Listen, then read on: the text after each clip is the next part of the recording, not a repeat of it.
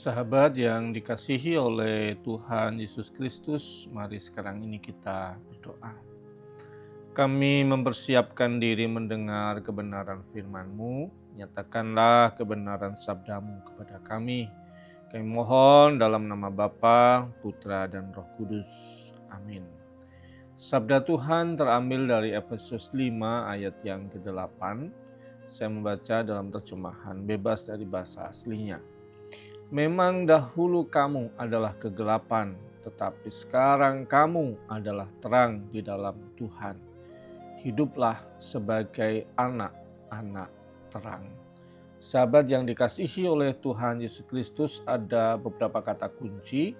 Yang pertama adalah soal identitas kamu dahulu adalah kegelapan. Jadi yang dimaksudkan kegelapan di sini adalah identitas hidup, bukan sekedar perbuatannya yang buruk gitu ya, tetapi identitasnya di situ.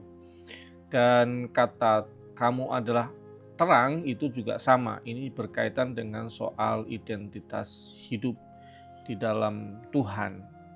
Nah, yang berikutnya lagi, kata penting berjalanlah atau hiduplah itu dalam pengertian yang konsisten, terus-menerus dalam identitas yang terang itu, bukan sekedar perbuatan yang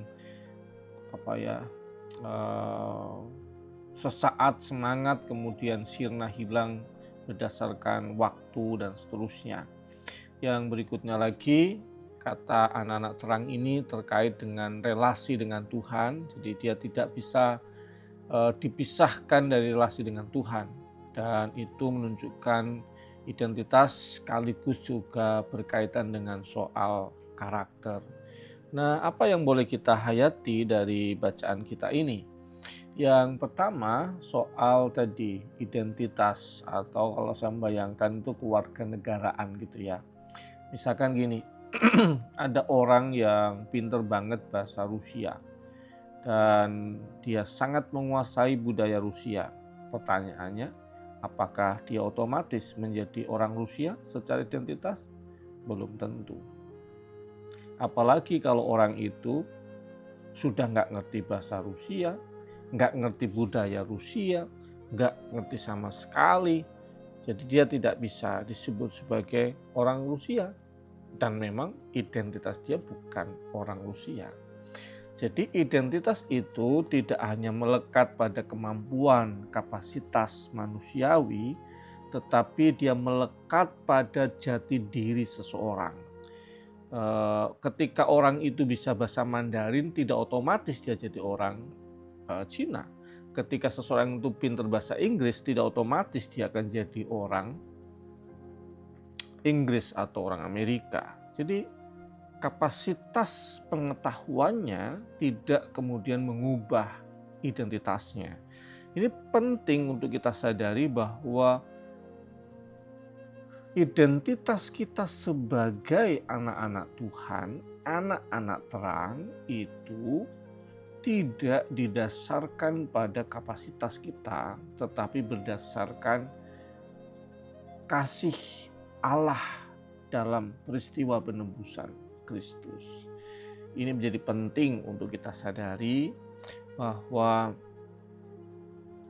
kita menjadi anak Tuhan, anak-anak Kristus tidak bergantung pada kapasitas kita, tetapi bergantung pada cinta Allah yang membuat kita jadi kewarganegaraan denaturalisasi berdasarkan cinta Tuhan.